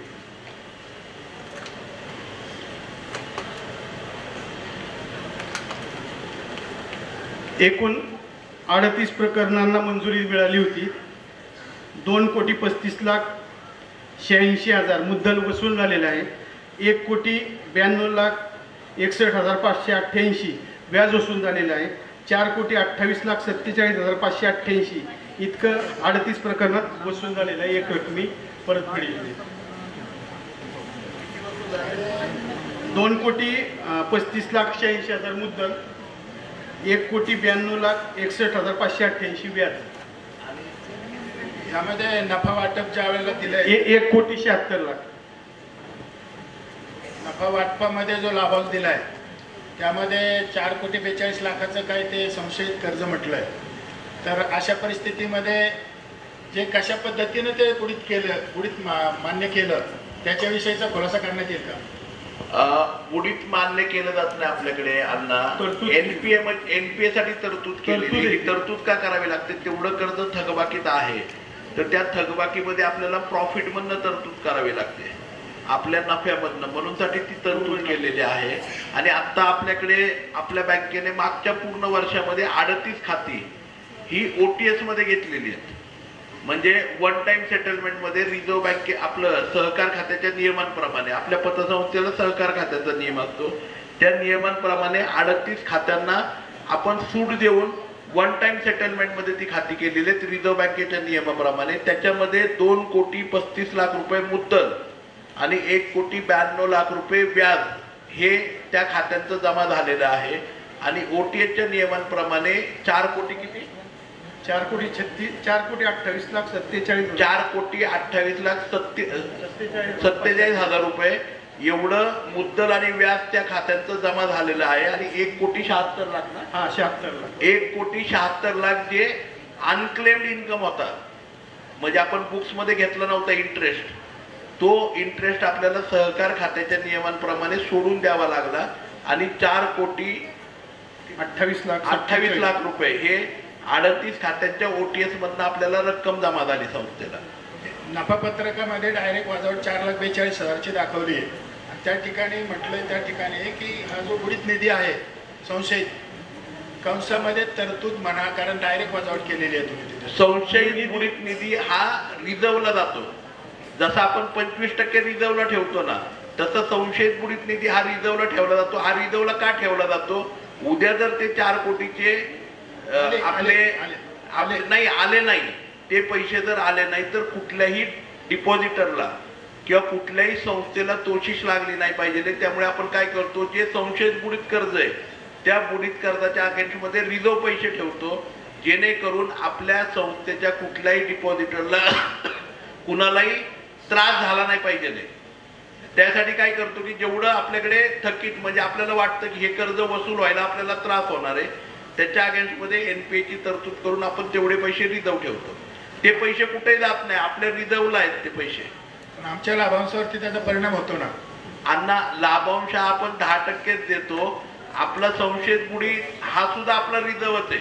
आपल्याला पतसंस्थेचं रूपांतर, आता परत एकदा मी आपल्याला आठवण करून देतो, कैलासवासी चंदूकाका जगतापांना नेहमी वाटायचं की पुरंदर नागरी सहकारी पतसंस्थेचं बँकेमध्ये रूपांतर व्हावं.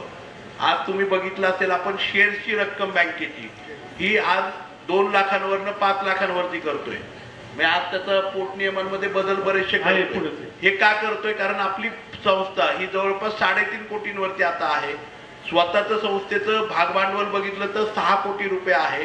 आपला स्वतःचं रिझर्व बघितलं तर 12 कोटी रुपये आहे. म्हणजे स्वभांडवल जे संस्थेचं हे जवळपास 20 कोटी रुपये आहे. हे स्वभांडवल आपण जर 50 कोटीपर्यंत नेऊ शकलो तर आपल्या पुरंदर नागरी सहकारी पतसंस्था पुरंदर नागरी सहकारी बँकेमध्ये रूपांतर होईल. त्याच्यासाठी आपण टार्गेट ठेवतो आहोत की जेणेकरून लवकरात लवकर आपलं भागभांडवल वाढावं, लवकरात लवकर आपला रिझर्व वाढावा, जेणेकरून आपल्या पतसंस्थेचं रूपांतर हे बँकेमध्ये होईल. शेअर्सवरती मर्यादा जी ठेवलेली आहे ना त्याच्यामध्ये वाढवण्याचा प्रयत्न करा. आता विषय आहे ना तो विषय आहे अण्णा, पुढे आहे विषय. पुढचा विषय घ्यायचा का? मग घ्या. कोणाला जर त्या 38 खात्यांचं आपण काय झालं की इथे नावं वाचून दाखवत नाही, कारण काही अडचणींमुळे ते ओटीएस मध्ये जात असतात. कोणाला जर माहिती हवी असेल स्पेसिफिक तर ती माहिती संस्थेमध्ये आपल्याला मिळू शकते. फक्त ती लेखी स्वरूपात मिळणार नाही, तुम्ही संस्थेमध्ये येऊन बघू शकता. कारण काय असतं की शेवटी कोणाच्या कर्जदाराची माहिती आपण पब्लिक करणं योग्य नाहीये. त्याला मदत करणं हे तुमचं आमचं संस्थेचं काम आहे, कारण आपण सहकारामध्ये काम करतो. तर माझी विनंती आहे आपल्या सगळ्यांना की आपण सगळ्यांनी याला मान्यता द्यावी. मान्यता आहे? धन्यवाद. विषय क्रमांक 10. विषय क्रमांक 10. शासनाने 24/4/2024 अधिसूचनेद्वारे सभासदांच्या वैयक्तिक भागधारना मर्यादा वाढवण्याबाबत पोटनियम दुरुस्ती करण्याबाबत अहवाल पान क्रमांक 9 वर आपण पोटनियम दुरुस्तीची रचना टाकलेली आहे. सध्याचा मंजूर उपविधीचा क्रमांक 2, आदर्श उपविधी नंबर 7, उपविधी क्रमांक 1चा 3A. सध्याचा मंजूर उपविधीचा शब्दयोजना विद्यमान उपविधी महाराष्ट्र सहकारी संस्था अधिनियम 197 कलम 28 अधीन राहून सभासदत्व वैयक्तिक 2 लाख भागधारण 2 लाखाचे भागधारण मर्यादा आहे. नवीन स्वीकारायचा उपविधी क्रमांक आदर्श उपविधी नंबर 7 1चा 3A. नवीन स्वीकारण्याचा आदर्श उपविधीतील शब्दयोजना महाराष्ट्र सहकारी संस्था अधिनियम 1960 कलम 28 मध्ये सभासदांना वैयक्तिक भागधारण करण्याची मर्यादा ₹5 लाख इतकी करण्यात येईल. उपविधी दुरुस्ती करण्याची कारणे शासनाचे संदर्भीय दिनांक 24/4/2024 अधिसूचना दिनांक 20 मे 2024च्या परिपत्रकास अनुसरून. ते शासनाचं परिपत्रक आहे, त्यात असं लिहिले शासनाचे संदर्भीय 24/4/2024च्या अधिसूचनेद्वारे राज्यातील नागरी ग्रामीण बिगर शेती सहकारी पतसंस्था व पगारदार सहकारी पतसंस्थांचे सभासदाची वैयक्तिक भागधारणा मर्यादा 2 लाख वरून 5 लाख इतकी करण्यात आली आहे.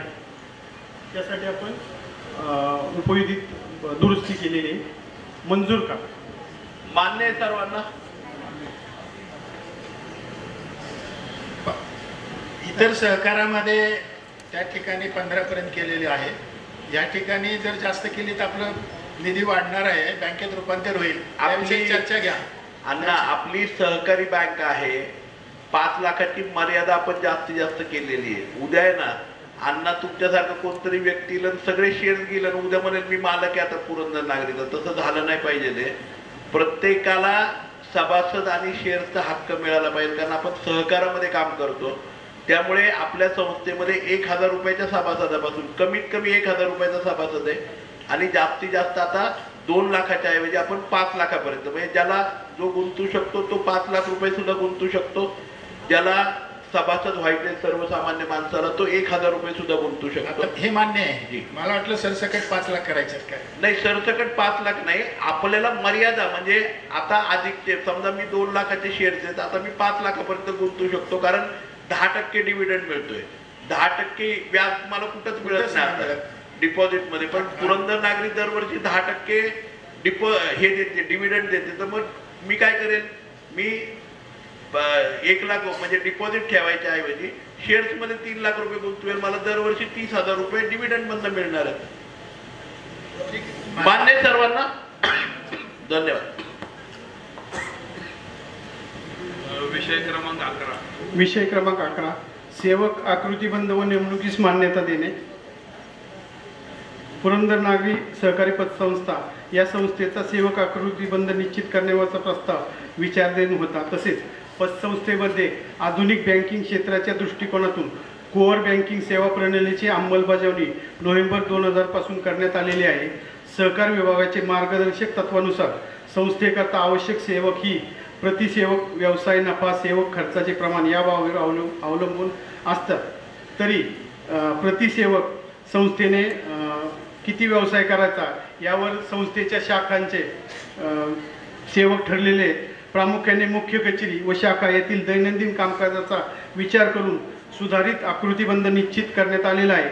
सध्या पतसंस्थेत विविध पदावर 71 कर्मचारी कार्यरत आहेत आणि आवश्यक असणारे कर्मचारी 80 लागत आहेत संस्थेला.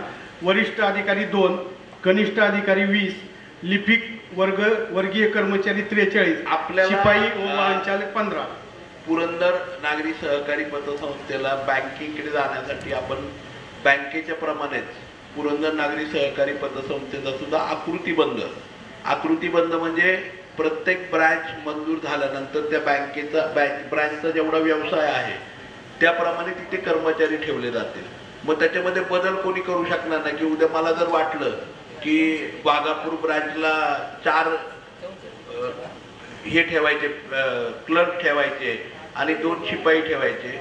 जर वाघापूर ब्रँचचा व्यवसाय हा 50 लाखाचा आहे तर तिथे 1च शिपाई राहणार आणि 2च क्लर्क राहणार आणि 1 ब्रँच मॅनेजर राहणार. तर तशा प्रकारचा प्रत्येक शाखेचा आकृतीबंध त्या शाखेच्या व्यवसायाप्रमाणे, की त्या आकृतीबंधचा अर्थ की त्या शाखेचा व्यवसाय किती आहे, संस्थेचा व्यवसाय किती आहे, त्यानंतर संस्थेचे जे वेगवेगळे विभाग आहेत, कम्प्युटर सेक्शन असेल, डिपॉझिट सेक्शन असेल, रिकव्हरी सेक्शन असेल, अशा प्रत्येक सेक्शनला लेखापरीक्षण असेल, ऑडिट विभाग, प्रत्येक सेक्शनला किती कर्मचारी लागतात त्याप्रमाणे आकृतीबंध ठरलेला असेल. त्यामुळे उद्या मी असेल किंवा कोणी मनमानी त्या ठिकाणी करू शकणार नाही की जर आवश्यकता संस्थेला 80 लोकांची आहे तर 80च लोक भरली जातील. आज आपल्या संस्थेमध्ये कार्यरत 71 लोक आहेत आणि आपल्याला 80 लोकांचा आकृतीबंध केलेला आहे. त्याचं कारण सुद्धा असं आहे की आपण आता ह्याच्यामध्ये EDP विभाग म्हणजे कम्प्युटर सेक्शनचा सेंट्रलाइज विभाग त्या ठिकाणी केलाय. त्याच्यासाठी काही प्रमाणामध्ये लोक वाढत आहेत. आपण इंटरनल ऑडिट, आपल्या संस्थेचा इंटरनल लेखा परीक्षण विभाग केलेला आहे, त्याच्यासाठी 2 लोक वाढत आहेत. त्यानंतर प्रत्येक ब्रांचचा अभ्यास करून आहे ना, प्रत्येक ब्रांचला कुठल्या सेक्शनला किती लोक घ्यायचे हे ठरवलं. त्यामुळे प्रत्येक शाखेचा आकृतीबंध केलाय जेणेकरून फ्रेमवर्कमध्ये म्हणजे आदरणीय काकांना अभिप्रेत होतं त्याप्रमाणे आकृतीबंध तयार करून आहे ना संस्थेचं कामकाज इथून पुढे चालेल. त्यामुळे हे वैयक्तिक स्वरूपामध्ये निर्णय कुठलाही होणार नाही, तर तो नियमाला धरून भरतीपासून सगळे नियम त्या ठिकाणी होतील. तरी मला आपल्या सगळ्यांना विनंती आहे की जो सेवक आकृतीबंध आपण तयार केलेला आहे या सेवक आकृतीबंधाला आपण सर्वांनी मान्यता द्यावी. मान्य? धन्यवाद. विषय क्रमांक 12. विषय क्रमांक 12 36व्या वार्षिक सर्वसाधारण सभेतील सभासदांची अनुपस्थिती समापित करणे. यामध्ये नियमाची काही तरतूद आहे का तसे? हो, तर ती सांगा ना मला काय ते. वार्षिक सर्वसाधारण सभेत समापित अशासाठी करू ज्यावेळेस आपण आपला पोटनियम दुरुस्ती केला 2013ला त्यावेळेस क्रियाशील अक्रियाशील सभासद ह्या गोष्टी आलेल्या होत्या. त्यानंतर पुढीलच्या काळात त्या गोष्टीसुद्धा मागं पडल्या. परंतु जे सभासद सभेला उपस्थित राहू शकत नाहीत त्या सभासदांना त्यांचा अर्ज स्वीकारून त्यांच्या माहितीनुसार की काही कारण असेल, खरंच कारण योग्य असेल तर त्या अर्जानुसार आपण त्यांना रजा देतो. अण्णा एक सांगतो, आजकाल एक ट्रेंड झालेला आहे समाजामध्ये आणि लोकशाहीमध्ये सुद्धा, मतदारांची नावच मतदार यादीतनं गायब करायची. आपण काय करतो, पुरंदर नागरी आणि सोपान काका सहकारी बँकेमध्ये सगळ्यांना सरसकट रजा मंजूर करून सांगतो. कारण उद्या जर संस्थेच्या निवडणुका लागल्या तर कोणीही अक्रियाशील सभासद राहिला नाही पाहिजे, सगळे क्रियाशील आहेत. तुम्हाला जे योग्य वाटेल त्याला मतदान करता आलं पाहिजे. याच्यासाठी आपण काय करतो, सरसकट मंजूर आहे ना सगळ्यांची, जे गैरहजर राहिलेले त्या सगळ्यांची सभासदांची मंजूर सभा करतो. कारण शेवटी आपण सहकारामध्ये संस्था चालवतोय. प्रत्येकाला मत मांडण्याचा, मत देण्याचा, प्रत्येकाला विषय मांडण्याचा आणि संस्थेची इत्यंभूत माहिती ठेवण्याचा अधिकार आहे. त्यामुळे आपण सगळ्यांची रजा ही मंजूर करतो जेणेकरून सगळे सभासद हे क्रियाशील राहतील. बरोबर ना? नाही तर आपल्याकडे काय होतं, मतदार यादीतले नाव पण आपले कट होऊन जातात. बरोबर ना? जाणीवपूर्वक केले जातात. धन्यवाद. मान्य मान्य.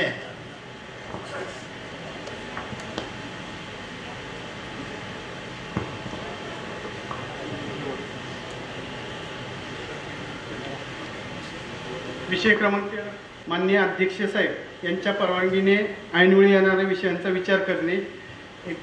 2 पत्र आलेली आहेत, ती मी वाचून दाखवतो. माननीय अध्यक्ष साहेब, पुरंदर नागरी सहकारी पतसंस्था मर्यादित सासवड, अर्जदार संजय रामचंद्र भोंगळे. विषय अपंगांना ठेवीवर 0.5% व्याजदर वाढवून मिळण्याबाबत. महोदय, मी आपल्या पतसंस्थेचा जुना सभासद असून ज्येष्ठ नागरिकांना ज्याप्रमाणे ठेवीवर अर्धा टक्का जादा व्याज दिला जातो त्याप्रमाणे अपंगांना ठेवीवर अर्धा टक्का व्याजदर द्यावा ही आपणास माझी नम्र विनंती. आपला SR बुगळे.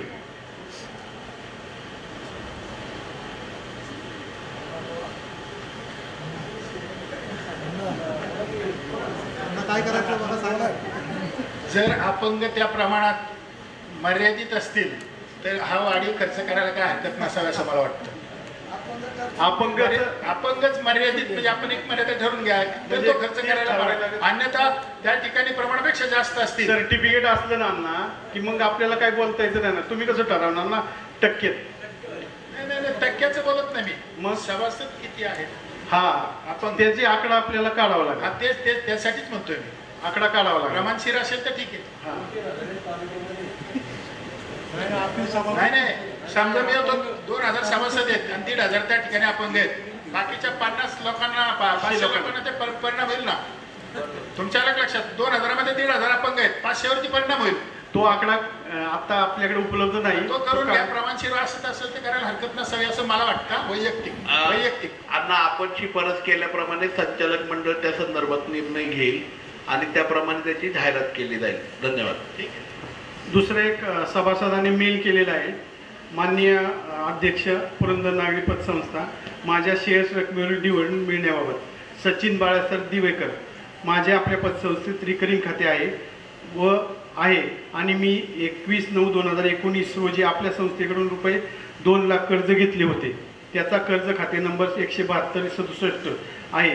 त्यावेळेस कर्ज रकमेच्या 10% म्हणजेच 20,000 अशी माझी शेअर्स कपात झाली होती आणि मी 29/9/2022 रोजी पूर्णपणे कर्ज भरलेलं आहे. त्याची कुठलीही थकबाकी माझ्याकडे नाही. तसेच 6/2/2023 रोजी मी पुन्हा एकदा रुपये 2 लाख आपल्या पतसंस्थेकडून कर्ज घेतलेले आहे. कर्ज खाते नंबर 174/405. त्यावेळेस कर्ज रकमेच्या 7.5% म्हणजे रुपये 15,000 माझी शेअर्स कपात झाली होती आणि मी त्या तागायत भरत आहे आणि माझी एकूण शेअर्सची कपात ही रक्कम 35,000 एवढी आहे. तरी आज तागायत एकही रुपया डिव्हिडंड मिळाला नाही. म्हणून आज आपणास विनंती करतो की डिव्हिडंड रक्कम मला त्वरित मिळावी. सन 2021-22 2021 21-22 2022-23 तर 3 वर्षाचा लाभांश त्यांचा शिल्लक आहे. संस्थेत सेव्हिंग अकाउंट नसल्यामुळं तो वर्ग झाला नाही. त्यांना कळवलं तर शिल्लक आहे. वेळेचा विषय मांडायचा आहे का कुठल्या सभासदांना? बचत खात्याचं आमचं एक विनंती आहे. बचत खात्यात सर्व सभासदांनी म्हणून घ्यावं. सर्व सभासदांना संचालक मंडळ बँकेच्या पतसंस्थेच्या सर्व स्टाफच्या वतीने विनंती आहे की आपले बचत खाते आपण संस्थेमध्ये उघडून घ्यावे, सेव्हिंग अकाउंट, जेणेकरून आपला डिव्हिडंड जो आहे तो आपल्या खात्यामध्ये त्या ठिकाणी जमा व्हायला सोपं जाईल आणि आता ऑनलाईन झाल्यामुळे त्वरेने तो जमा पण व्हायला सुरुवात होईल.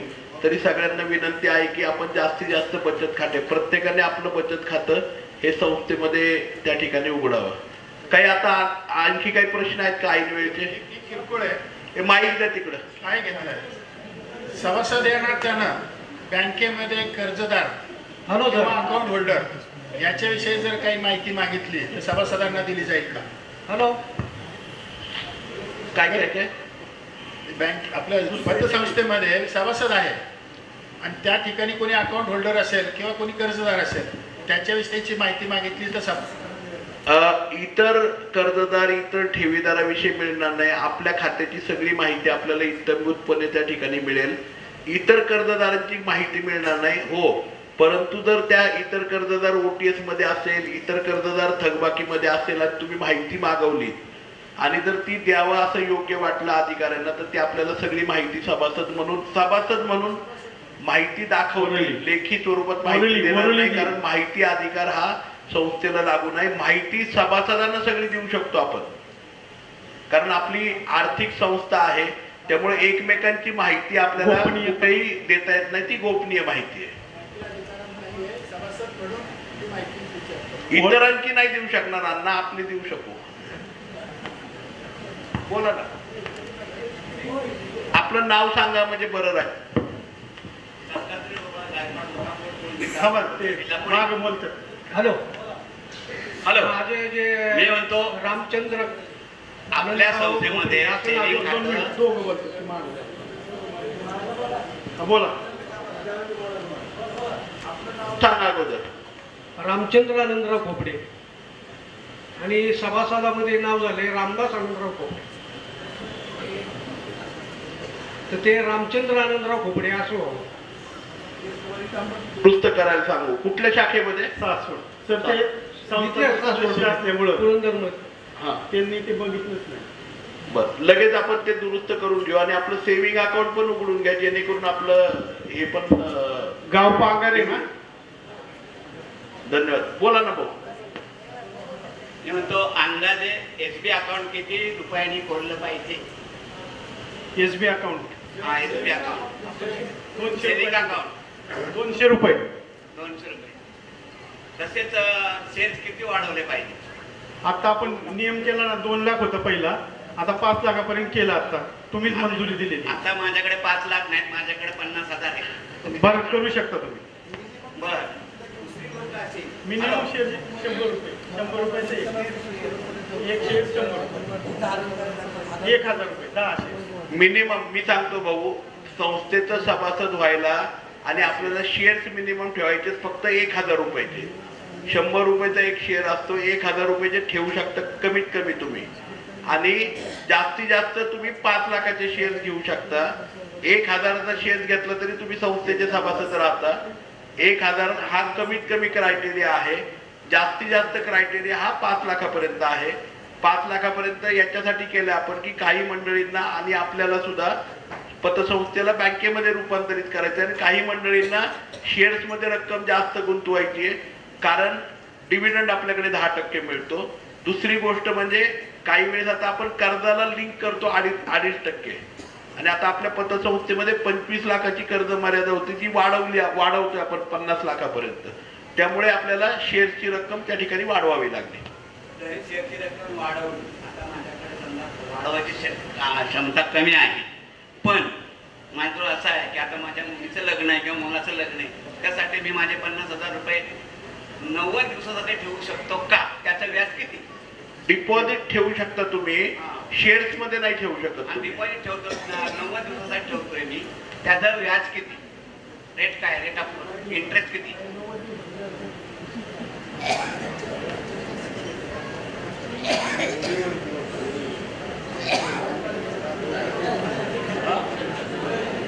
अरे कोण सांगतंय?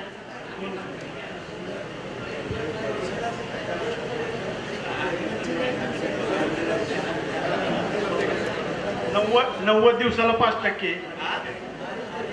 5%. ज्येष्ठ नागरिकाला? ज्येष्ठ नागरिक नाही, 13 महिन्याला. 1% वाढवेल तुमच्यात नाही हा का? 5%. किती रक्कम होती ते सांगा ना. 50,000 रुपये. 90 दिवसाला ना.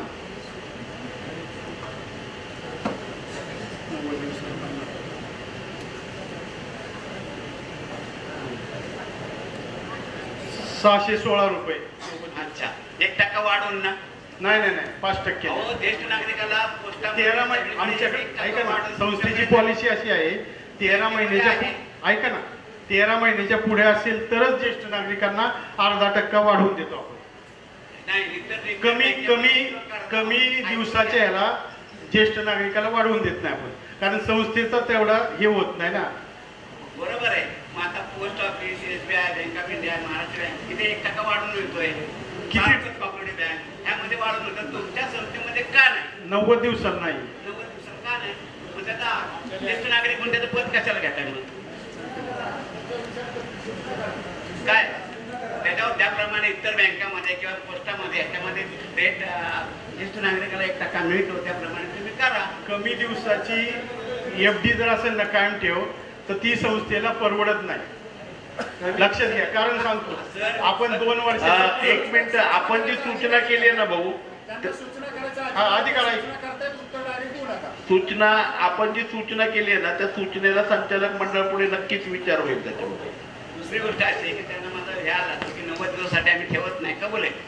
का सांगतोय की की उद्या माझ्याकडे समजा लग्नाचे पैसे खर्च झाले, मग 3 महिने माझ्या मुलाच्या लग्नाचे अवधी आहे, म्हणून म्हणलं कुठेतरी गुंतून ठेवा चोराच्या टापासून. त्यासाठी मी विचारलं. बरोबर आहे, योग्य आहे आपलं म्हणणं. त्यासाठी मी सेफ ठेवायसाठी विचारलं, तेव्हा त्याचं टक्के किती होईल हे विचारलं. बरोबर, धन्यवाद. शाखेमध्ये आपण- 1% टेस्ट लागला तसा मिळाला पाहिजे हीच माझी विनंती. आपण सूचना केली आहे त्याप्रमाणे संचालक मंडळ निश्चितपणे त्याच्यावरती विचार करेल. धन्यवाद. अजून काय प्रश्न विचारायचे का मागे कुणाला काय? हा,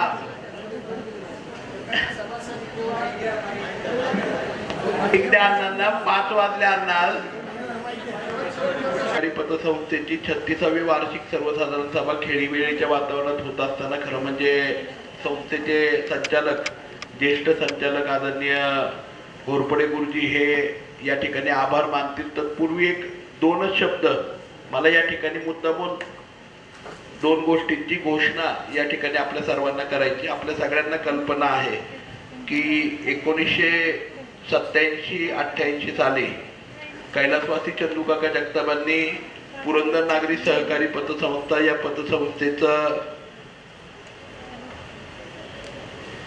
सुरुवात ही त्या ठिकाणी सासवडमध्ये बागवानाळी या ठिकाणी केली आणि अवघ्या 60,000 रुपयाच्या भागभांडवल आणि ठेवींवरती ही पतसंस्था सुरू झाली. आज या संस्थेचा रिझर्व्ह फंड हा जवळपास 12 कोटी रुपये, संस्थेचं शेअर कॅपिटल हे 6.5 कोटी रुपये आणि संस्थेच्या एकूण ठेवी ह्या 311 कोटी रुपयांच्या जवळपास त्या ठिकाणी आहेत. आणि आज संस्थेची वाटचाल ही नागरी सहकारी बँकेमध्ये कन्वर्ट होण्याकडे त्या ठिकाणी होतीये.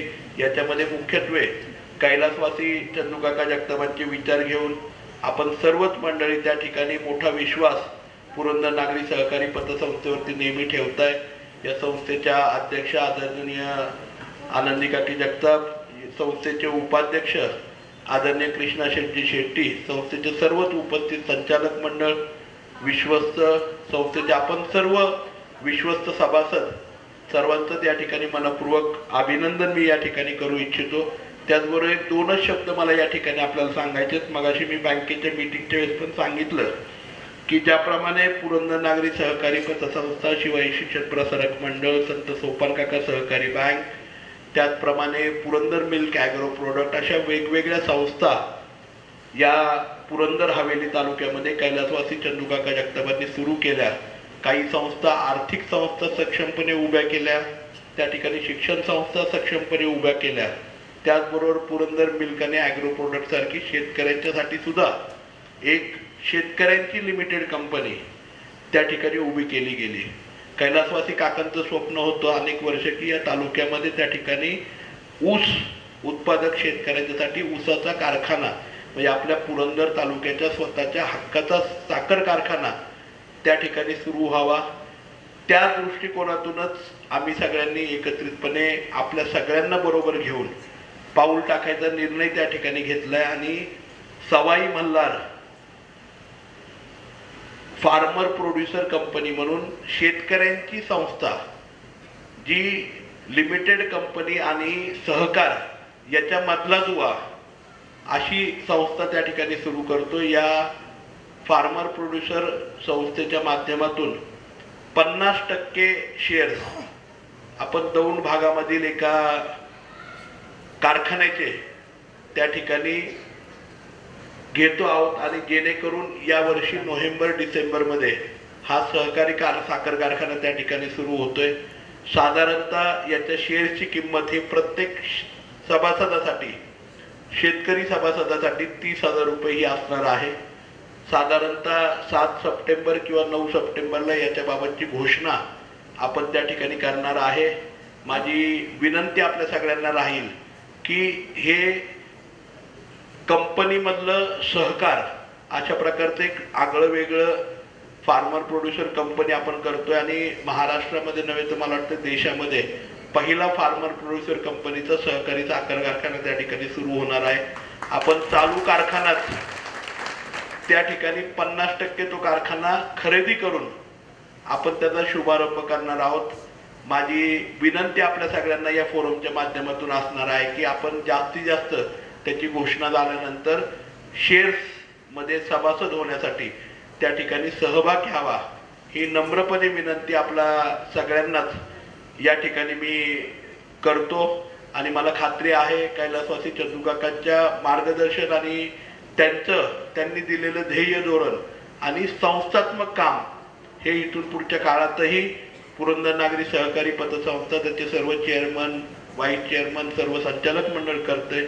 आम्ही सगळी मंडळी आपल्या सगळ्यांच्या कृपा आशीर्वादाने, आपल्या सगळ्यांच्या विश्वासावरती पुरंदर नागरी, सोपान काका सहकारी बँक, शिवाय शिक्षण प्रसारक मंडळ, पुरंदर मिल, शरद कृषी ॲग्रो प्रोडक्ट, पुरंदर इग्लू कोल्ड स्टोरेज अशा वेगवेगळ्या संस्थांच्या माध्यमातून काम करतोय.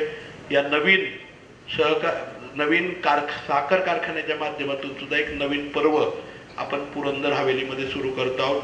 त्याला सुद्धा आपण पाठबळ द्याल, आशीर्वाद द्याल एवढीच अपेक्षा या ठिकाणी व्यक्त करतो. पुन्हा एकदा पुरंदर नागरीच्या सर्व चेअरमन, व्हाईस चेअरमन, संचालक मंडळाचं मनापासून आभार या ठिकाणी मानतो आणि आदरणीय गुरुजींना विनंती करतो आपण 36व्या वार्षिक सभेच्या निमित्ताने सगळ्यांचे आभार मानावेत.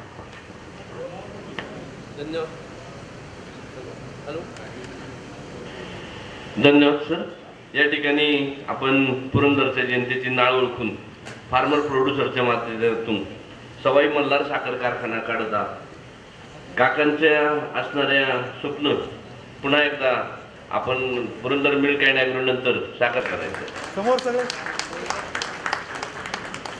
गोरपडे सर या ठिकाणी आभार मानतील. सभा संपत यानंतर श्री शिवाजी शिक्षण सेवकांची पतसंस्थेची सभा होईल आणि मग आपलं सभागृह संपेल. या ठिकाणी सादर केला. खरं तर 36 वर्ष या पतसंस्था झालेल्या आहेत आणि अतिशय सक्षमपणे ही संस्था चाललेली आहे. या संस्थेला कायमस्वरूपी आणि अतिशय प्रभावीपणे कायम आधारस्तंभ असलेले कैलासवासी काकांच्या स्वप्नातील ही संस्था अतिशय वेगाने प्रगतीपथावर जात असताना त्या संस्थेचे आधारस्तंभ माननीय संधी अधिकारी माननीय बापूसाहेब जगताप यांचेही आभार या पतसंस्थेचे मानण्यात येत आहेत. त्याचप्रमाणे ज्यांचं नेहमी सहकार्य असं अस्मिता जगताप, डॉक्टर अस्मिता जगताप यांचंही अभिनंदन करण्यात येत आहे. त्याचबरोबर आपल्या तालुक्यातील लोकप्रिय आणि कार्यक्षम आमदार माननीय संजयजी जगताप, खरोखर त्यांचं या आम्ही जरी संचालक मंडळ असो, आपण सभासद असतो, आज पाहिलं आपण की त्यांनी प्रत्येक प्रश्नाला त्यांनी चपखलपणे उत्तरं दिली, सर्वांचं समाधान केलं. असं कायमचा आधारस्तंभ असणारे आपले आमदार, त्यांचंही आमची पतसंस्थेचे सर्व संचालक मंडळ, सर्व अधिकारी वर्ग, सर्व सेवक वर्ग आणि आपण सर्व खातेदार बंधू भगिनी यांच्यातर्फे आपण त्यांचं आभार मानत आहोत. त्याचबरोबर आपल्या संस्थेच्या आदरणीय सभापती त्यांचंही अतिशय बारकाईने लक्ष असतं.